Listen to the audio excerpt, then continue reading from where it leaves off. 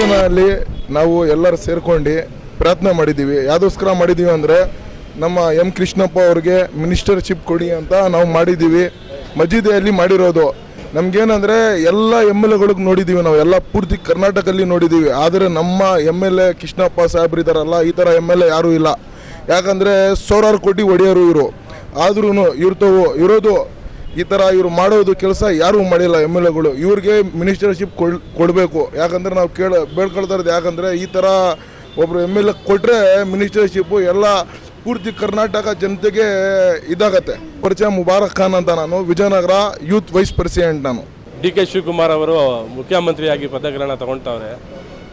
ಅವರ ಕ್ಯಾಬಿನೆಟಲ್ಲಿ ನಮ್ಮ ಸಾಹೇಬರಾದ ಸನ್ಮಾನ್ಯ ಶ್ರೀ ಕೃಷ್ಣಪ್ಪನವರು ಮುಖ್ಯಮಂತ್ರಿ ಆಗಬೇಕಂತ ನಮ್ಮೆಲ್ಲರಿಗೂ ಆಸೆ.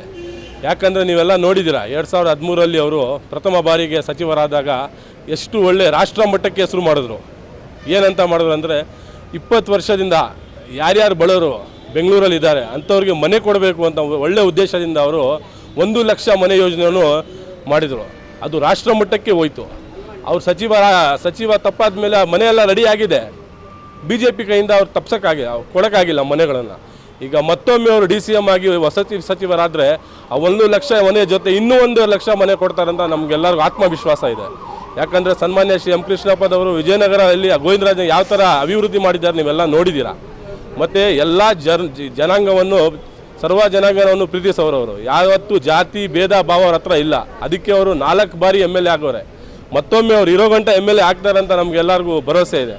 ಅದಕ್ಕೋಸ್ಕರ ಅವ್ರು ಸಚಿವ ಸ್ಥಾನ ಪ್ರಮಾಣ ವಚನ ತೊಗೊಳ್ಬೇಕಂತ ನಾವೆಲ್ಲ ದರ್ಗಾದಲ್ಲಿ ಬಂದು ನಿನ್ನೆ ನಾವು ಆಂಜನೇಯ ಸ್ವಾಮಿ ದೇವಸ್ಥಾನಕ್ಕೆ ಹೋಗಿದ್ವಿ. ಬೆಳಗ್ಗೆ ಗೋವಿಂದ ನಗರದಲ್ಲಿ ಗೋವಿಂದ ಸ್ವಾಮಿ ದೇವಸ್ಥಾನಕ್ಕೆ ಹೋಗಿ ಪ್ರಾರ್ಥನೆ ಮಾಡಿದ್ದೀವಿ.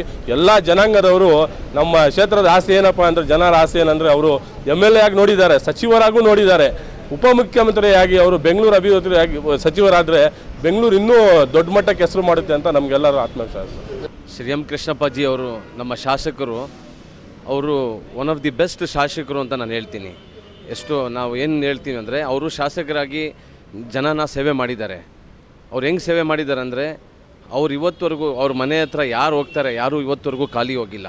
ಅವ್ರಿಗೇನಾದರೂ ಏನೇನು ನೀಡ್ಸ್ ಐತೆ, ಏನು ಅವ್ರಿಗೆ ಸಪೋರ್ಟ್ ಬೇಕು, ಎಜುಕೇಷ್ನಲ್ ಸಪೋರ್ಟ್ ಇರಲಿ, ಅವ್ರಿಗೆ ಮೆಡಿಕಲ್ ಸಪೋರ್ಟ್ ಇರಲಿ, ಅಥವಾ ಏನು ಸಪೋರ್ಟ್ ಇದ್ದರೂ ಅವರು ಶಾಸಕರಾಗಿ 4 ಸತಿ ಅವರು ಶಾಸಕರಾಗಿದ್ದಾರೆ, ಮಿನಿಸ್ಟ್ರು ಆಗಿದ್ದಾರೆ. ಇವಾಗ ನಾವೆಲ್ಲ ಇವತ್ತು ದರ್ಗಾ ಹತ್ರ ಬಂದು ನಾವು ನಮ್ಮ ದೇವ್ರ ಹತ್ರ ಏನು ಬೇಳ್ತಾ ಇದ್ದೀವಿ ಅಂದರೆ, ಅಲ್ಲಾಗೆ ಇವರಿಗೆ ಮಿನಿಸ್ಟ್ರಾಗಿ ಏನಿಗೆ DCM ಆಗಿ ಡೆಪ್ಯೂಟಿ ಚೀಫ್ ಮಿನಿಸ್ಟರ್ ಆಗಿ ಅವರು ಇದು ಮಾಡಿದ್ರೆ ನಮಗೆ ಒಳ್ಳೆಯದು. ನಮಗೆ ಅಲ್ಲ, ಆಲ್ರೆಡಿ ಅವರು ಮುಂಚೆ ಏನು ಕೆಲಸ ಮಾಡಿದ್ದಾರೆ, ಮುಂಚೆ ನೀವು ಆ್ಯಸ್ ಎ ಮಿನಿಸ್ಟ್ರು, ಹೌಸಿಂಗ್ ಮಿನಿಸ್ಟ್ರಾಗಿ 1 ಲಕ್ಷಕ್ಕಿಂತ ಹೆಚ್ಚಾಗಿ ಮನೆಗಳು ಸೌಲಭ್ಯ, ಅದು ಎಸ್ಪೆಷಲಿ ಬ್ಯಾಂಗ್ಳೂರು ಅವರಿಗೆ, ಇಡೀ ನಮ್ಮ ಕರ್ನಾಟಕ ಜನರಿಗೆ ಅವರು ಮಾಡಿಕೊಟ್ಟಿದ್ದಾರೆ. ಈ ಮಾತು ಇಡೀ ನಮ್ಮ ನ್ಯಾಷನಲ್ ಲೆವೆಲ್ಗೆ ಈ ಮಾತು ಹೋಯಿತು. ಅದೇ ಥರ ಇವರಿಗೆ ಇವಾಗ ಆಲ್ರೆಡಿ ಮಿನಿಸ್ಟರ್ ಆಗಿದ್ದಾರೆ. ಇವಾಗ DCM ಆಗಿ ಅವ್ರು ಬಂದರೆ ನಿಜವಾಗ್ಲೂ ಹೇಳ್ತೀನಿ, ಅವ್ರು ಖಂಡಿತ ಒಳ್ಳೆಯದೇ ಮಾಡ್ತಾರೆ. ಯಾಕಂದರೆ ಅವರು ಬೇಕಾದರೆ ಇನ್ನೂ ಅವ್ರ ಕೈಯಿಂದ ಹಾಕಿ ಅವ್ರ ಸಪೋರ್ಟ್ ಏನೈತೆ ಬೇಕಾದರೆ ಜನಕ್ಕೆ ಸೇವೆ ಮಾಡ್ತಾರೆ. ಆ ಥರ ಒಂದು ಒಳ್ಳೆ ಇದೈತೆ. ಅದೇ ಥರ ನಮ್ಮ ಪ್ರಿಯಾ ಕೃಷ್ಣ ಅವರು ಒಳ್ಳೆತನ ನಾವು ನೋಡ್ಬೋದು.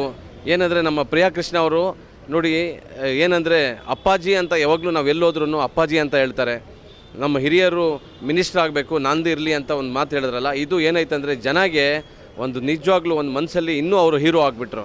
ಸೊ ಅದೇ ಥರ ನಮ್ಮ ಶ್ರೀ ಕೃಷ್ಣಪ್ಪಾಜಿ DCM ಆಗಿ ಬರಬೇಕು. ನಾಳೆ ಏನು ನಮ್ಮ DK ಶಿವಕುಮಾರ್ ಅವರು ನಾಳೆ ಚೀಫ್ ಮಿನಿಸ್ಟರ್ ಆಗ್ತಾವ್ರೆ, ಆ ಕ್ಯಾಬಿನೆಟಲ್ಲಿ ಇವರು ಒಂದು ಏನಂದರೆ DCM ಆಗಿ ಬರಬೇಕು ಸರ್. ಇದೇ ಬೇಡ್ಕೊಂಡು ನಾನು ಜೈ ಹಿಂದ್ ಜೈ ಕರ್ನಾಟಕ ಅಂತ ಹೇಳಿ.